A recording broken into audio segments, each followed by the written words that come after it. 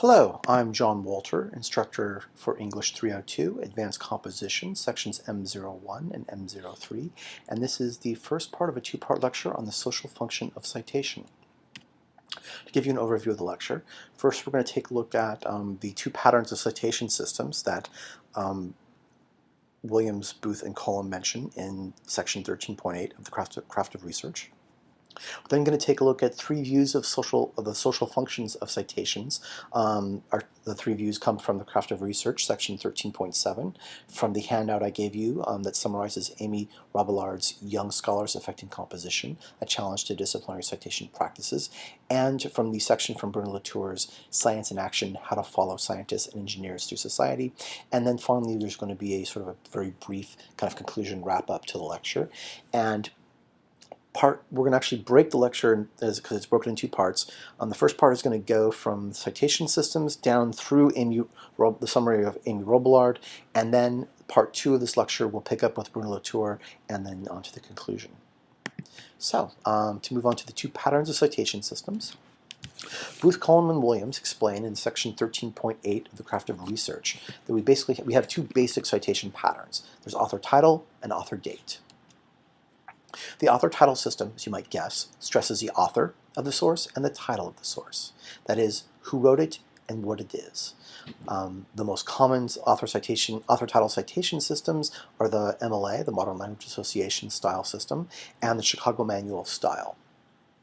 The author title system is most commonly used in the humanities, where the focus is on interpretation and analysis of historical events and texts. And the reason for that is that new insights can reframe old scholarship. So in the humanities, humanities scholarship can have a very long shelf life because new insights can actually make old scholarship relevant again. To give you an example of this, I'm going to give you an example talking about sort of folk tales and how folktale studies works.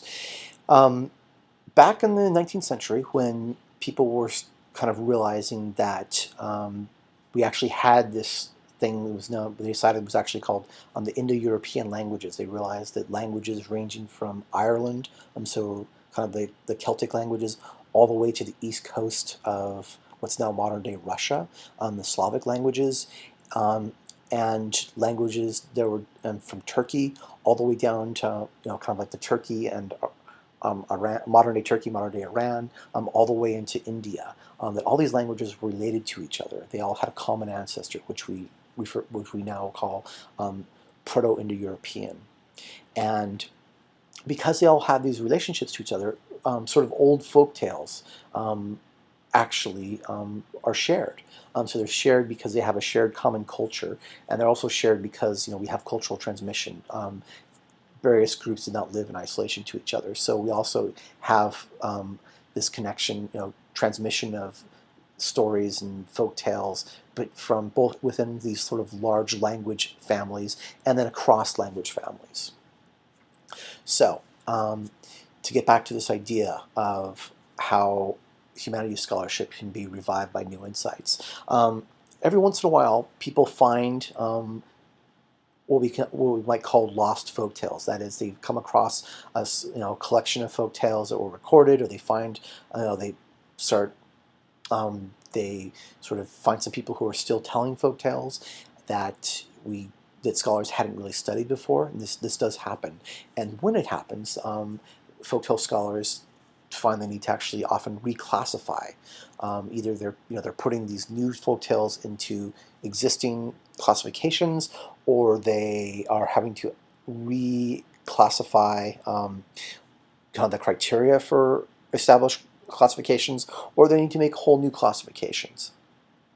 And sometimes making new classifications, they actually realize that what we thought to be one kind of folktale is now actually under this new category. And so, these new insights can lead to a rethinking of how we approach a topic. So in practical terms, we have a folktale type known as 301B, which is called the bear's son motif, and we find it throughout a number of different sort of folktales throughout the Indo-European culture. And we have, back in 1910, a German scholar by the name of Friedrich Panse wrote a book about Beowulf, the Anglo-Saxon poem Beowulf, and in it he argues that Beowulf is an example of the bear's son. So it's kind of it's connected to the bear's son folktale, and later scholarship came along and said no, it's not. It's similar. It has similarity to the bear's son, but the similarities are too superficial for it to actually be part of the bear's son tradition. Beowulf actually draws from these other folktale traditions. So, if we were to come across some new folk tales that made us rethink how we classify 301b, the bear's son, we might then want to go back and take a look at something like Frederick Ponze's scholarship and figure out, maybe Ponze was right. Maybe we actually need to think of Beowulf as drawing from the bear's son tradition. And so that's, again, so you can see humanities scholarship is not, when humanities scholarship gets published, does not necessarily dictate whether or not it's current or it's not relevant anymore. So the other system they talk about is the author dates pattern. And the author date pattern, as you might guess, stresses the author of the source and the date it was published. The most common author date systems are the APA, the American Psychological Association, and the Chicago Manual of Style. The author date system is commonly used in the social sciences and in STEM H fields, so science, technology, engineering, mathematics, and health sciences. And in those fields, scholarship, the currency of scholarship, how recent a source, how recently it was published, is considered important. And the reason for that is that it's assumed that accepted knowledge, new knowledge replaces older knowledge. And so more recent scholarship more likely represents current accepted thought. And so, for instance, this is a really sort of generic example, but no one, before Galileo, people thought that the Earth was the center of the universe. That was kind of the big assumption, and that everything revolves around the Earth. And then Galileo said, no, the Earth actually revolves around the sun. And then, that new paradigm, I was like, oh, yes, you're right.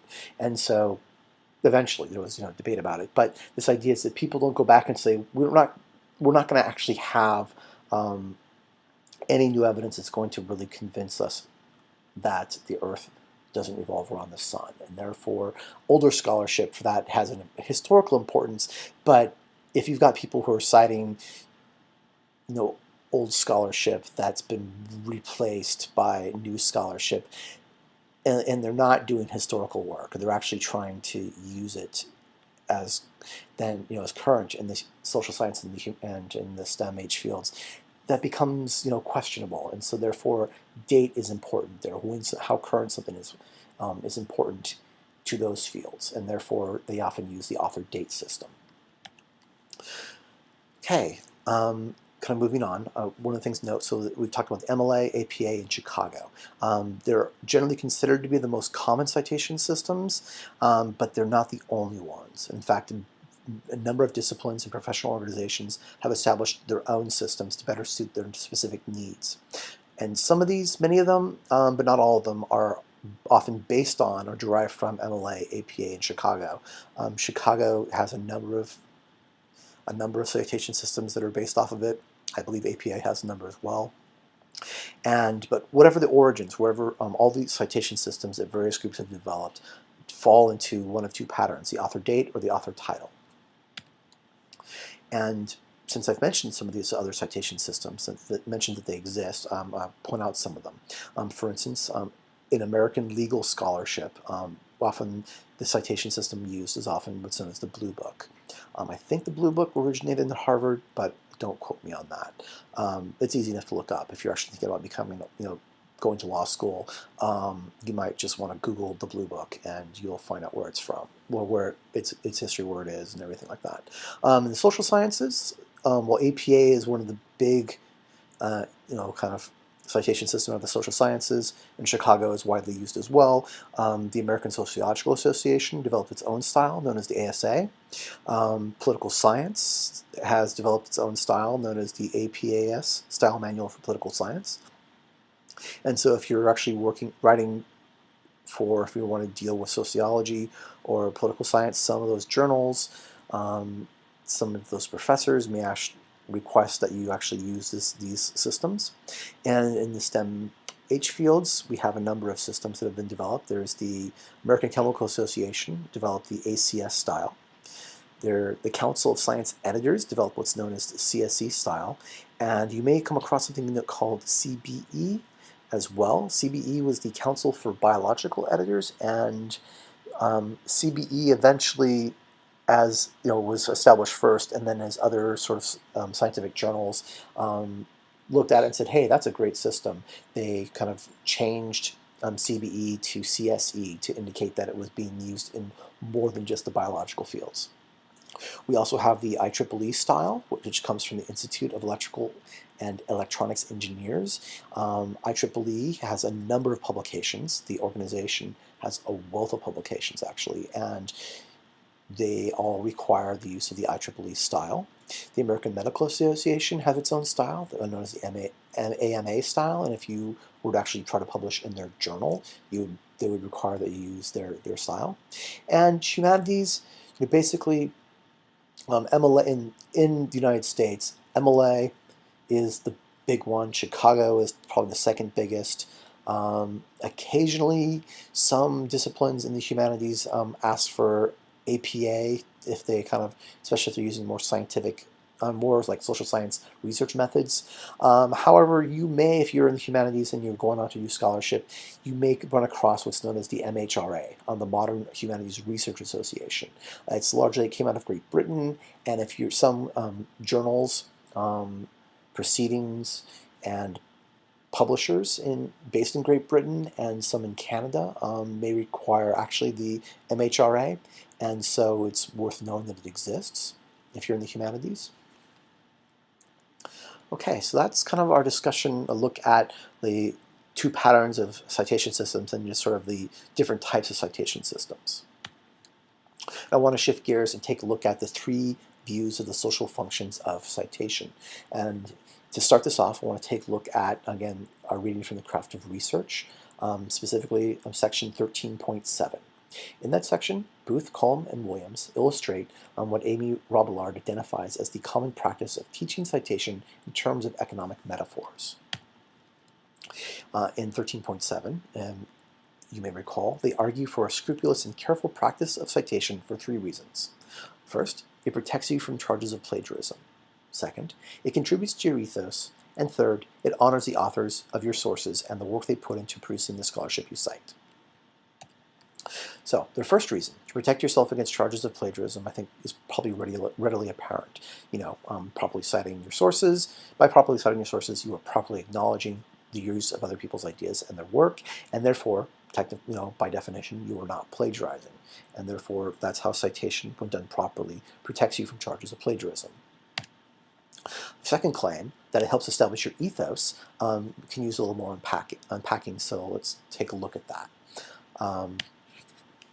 As you hopefully recall from earlier readings and from the earlier lectures, Aristotle defines ethos as a mode of persuasion in which authority is rooted in the speaker or author, also known as the rhetor. So this idea is that the authority, the weight, the reasons why people would believe this mode of persuasion is actually rooted in who the person is that is making the argument, who is speaking, who is writing. Ethos is closely connected to and often discussed in terms of ethics, in terms of character, and in terms of persona, which really is just how character is presented. So like who you present, how an author presents as through their writing. While it's often talked about in these terms, ethos embodies more than all three. Ethos is more than that. Ethos, again, is this idea that the authority of an argument, the reason why you should believe an argument, comes from who the speaker, who the author is. And so things like whether the person is ethical, what kind of person they are, how they're representing themselves, those all have an effect. They all are part of ethos, but ethos is more than just them. While it's a simplification, Booth, Culm, and Williams do offer us a useful way of thinking about ethos in these terms. And they ask, is a person trustworthy? And so, when you actually ask yourself, or when people are asking about you, why do they think that you you are trustworthy? Why should they believe you? The reasons why they think they should believe you are issues of ethos. And so that's a really good way to think about what ethos is. And so in terms of citation, citation helps establish or undermine our trustworthiness in these ways. If our argument, arguments are based upon sources, based upon evidence. We use sources as evidence. So your audience needs to believe that the sources you're using, the evidence you're giving them, is trustworthy. If they don't believe, if you're actively working to make it difficult for them to judge actively, or I should say, whether it's active or passive, whether it's intentional or not, if you are making it difficult for your audience to judge and evaluate the trustworthiness of your sources, you have a problem of ethos. If you make it really easy for them, for your audience, to judge, to evaluate the trustworthiness of your sources, then that's you are building your ethos. Another issue that related to citation and ethos is whether or not you're sloppy in your citation practices. While it's time consuming, citation, good citation is actually considered minor stuff. It's really fairly straightforward. It's basically just dealing with the appropriate details, and those details are simple and straightforward. It can be hard to do to learn how to do, but once you know how to do it, it's really a pretty simple, straightforward process. And therefore, if you demonstrate real sloppiness in what's actually a really easy, simple task, comparatively, to the whole research process itself, if you can't get the simple stuff right, your audience can legitimately wonder whether or not you've done a good job, whether or not you've been sloppy or not, with really difficult stuff, like how you interpret and analyze data. And therefore, some people, if you have really sloppy citation practices, some people are just going to look at your work and say, yeah, this person is not serious, or they don't know what they're doing, and therefore I'm not going to pay attention to them. They're not worth my time. And so that's a problem of ethos. If you, cite everything properly, if you do really, use really good citation practices, people aren't generally going to go, wow, this person's great at citation. But what you've still done, even though they're not going to consciously generally think, wow, this person's great at citation, your use of citation has not harmed you. And what it's actually doing is that it's doing what people expect you to do, and therefore they're expecting that it's that scholarship they're looking at is done well, follows the conventions of scholarship. And if you're following the conventions of scholarship, then people are going to say, okay, this person knows what they're doing, that's great. So I can, I don't have to wonder if they're just really messing up everything. So that's how, following proper citation practices can either help support your ethos or undermine your ethos. And finally, the third way that citation establishes ethos is that knowledgeable readers will often scan a reference section before they read an entire piece, and they do that to evaluate the currency, the relevancy, and the completeness of the research that you've done.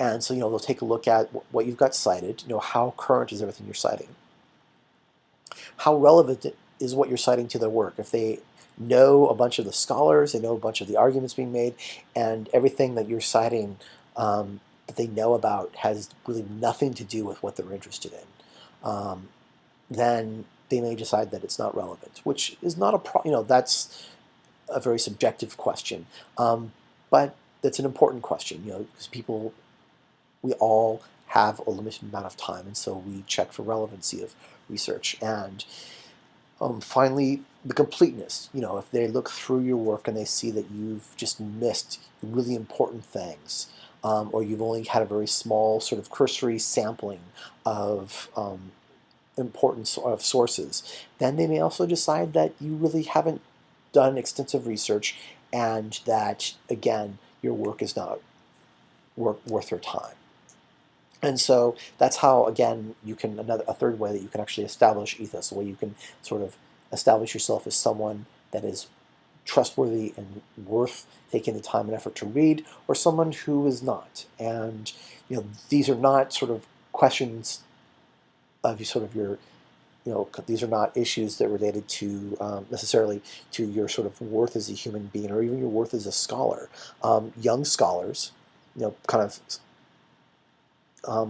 are not going to have the sort of breadth and depth and completeness of research that someone trying to publish in a top prestigious journal is going to have.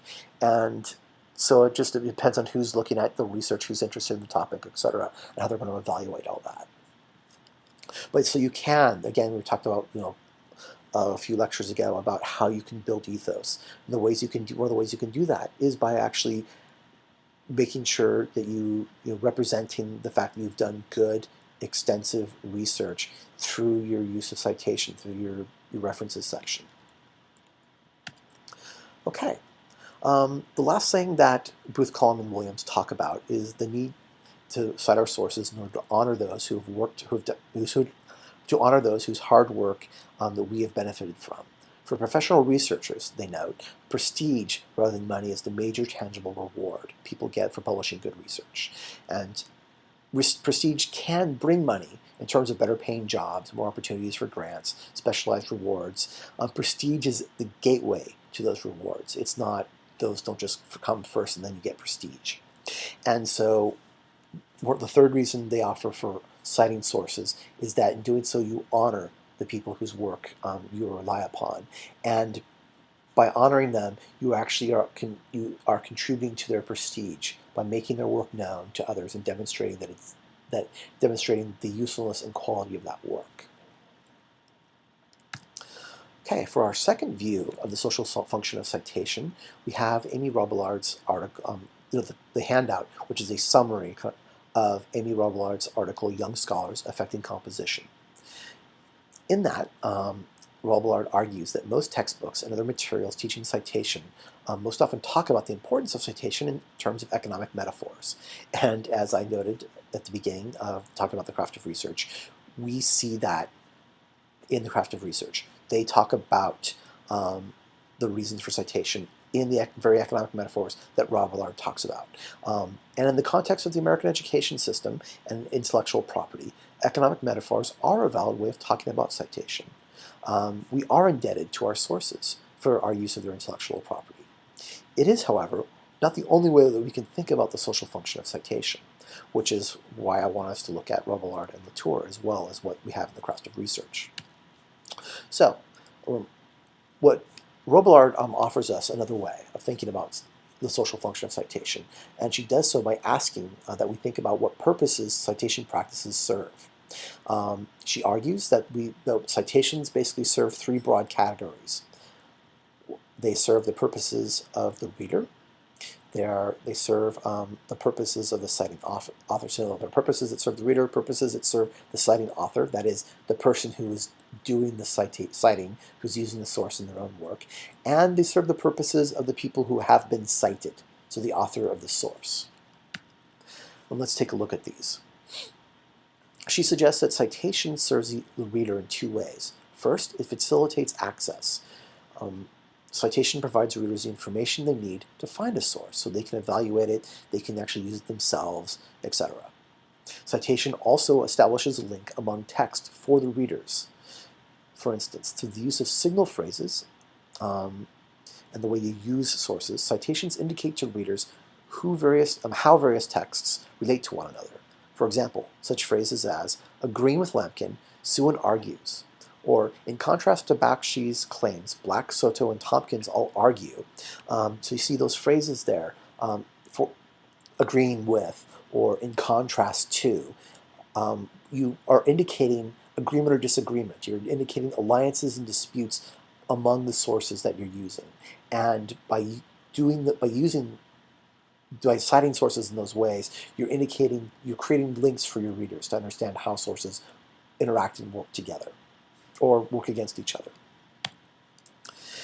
In terms of the purposes that citations serve in citing the author, Robillard offers five different ways that they do so. First, she says they establish expertise. By demonstrating that you are widely read, and that you understand the research in your field. An author, you can demonstrate that you too are an expert, and so you're establishing your expertise. You're saying, hey, I know this field, I'm an expert in it, and you do that by citing the appropriate sources and citing, the appropriate sort of number of sources, etc. And of course, what's appropriate depends on the context. Citation also serves the author by providing evidence, as with what Collin and Williams talk about. Sources offer support for an argument's reasons, and in doing so, function as evidence. Citing sources also demonstrates the author's membership in a discourse community. By citing relevant sources and situating those sources within the author's own argument, the author is demonstrating their knowledge of the conversations in their field and how their work is contributing to those ongoing conversations. So again, it's this idea that with Collin Williams offer that scholarship research is actually a form of conversation, and you actually, by citing sources, you can demonstrate that you are actually an active member in the conversations in a particular field. Another way that citation serves the author, the person who is doing the citing, is that it helps. By citing sources, you can establish alliances and connections with other scholars and with theories, methodologies, etc. So how you use particular sources and the sources that you actually cite can indicate to other people the scholars, the theories, and methods that you feel allied to or connected to. What kind of schools of thought you belong to. And that can be very useful for people sort of evaluating how to, so they can evaluate your own scholarship, but also it sort of, helps you sort of make the connections to other people and become a part of that group. Finally, citation can offer protection from critique. By marshaling authoritative sources in support of your claims, you can establish a protective ring of experts and authorities around you. In effect, by citing a number of important authoritative sources that support your argument, you are saying to disagree with me is to also disagree with everyone else over here. All these people that I've cited that support what I'm saying, disagree with me, you're disagreeing with them as well. So, I might just be me, this person you've never heard of before, but you've heard of X, Y, Z, you've heard of all these people, and you're disagreeing with them too. Do you really want to do that? So, you can use citations to offer some sort of a kind of a defense to support your claim. Okay, the third way that citations function, that Rollabard suggests citations function, is that they serve the cited author. And they do so in she found 7 different ways in which they do so. First, citation gives credit. By being cited, a cited author is given credit for their work and for their ideas. It can help an author, a cited author, gain legitimacy. By being cited authors gain legitimacy, especially when they are a less established author, being cited alongside well-established authors. So basically they're saying, this person's ideas are important. These person's ideas are really good, and these person's ideas, are really good and function along really well with this really famous person's ideas. And so, when an author is cited, if they're not an established author, they can gain legitimacy as an expert in their field. Citing people can also help them gain attention. By being cited, new and less established scholars get a spotlight shined on their work, which can bring to that work the attention of those who might not otherwise have encountered it. It also indicates an appreciation. Citing people indicates that you appreciate them, or it can be an indication that you appreciate them. By being cited, a cited author is notified of an established, quote, feeling of debt, or a feeling of debt or ownership. And Robillard herself there is citing, in that quotation, is citing her own dissertation director, Rebecca Howard Moore, and quoting Moore, Robillard notes that it is impossible to cite everyone. Robillard, referencing Moore, kind of presents Moore's argument that it's impossible to cite everyone. Therefore, citation can reflect an author's feelings of gratitude for the work of cited scholars. So in other words, this idea that because you're not going to cite every single person that has written on a topic. The people you choose to cite may be people that you feel a special debt to. And in doing so, you're sort of indicating to them, hey, I think you're important. I think your work's important. I appreciate it. And so, people like being cited, especially they like being cited if they're being cited in positive ways. And so that's another function that it has. And just as being cited can be a sign of appreciation, being cited can also be a sign of being honored. Those are very similar but important differences between the two. So it may just be more than a sense of gratitude or indebtedness. It may actually say, that really respect what you've done. I respect you as a scholar, and I want to, and therefore I'm citing you. And then the last two ways that citation can serve the purposes of the person who is being cited, Robillard suggests that citing other people affirms their ownership of ideas. So by being cited, the cited author's ownership of their intellectual property is acknowledged. And finally, citing others shows how knowledge is transmitted. By being cited, the cited author's contribution to knowledge, how they've shared their work, is acknowledged and identified so that others can trace the development of ideas. Okay, and with that, I'm going to end part 1 of this lecture, and I'll pick it up again in part 2.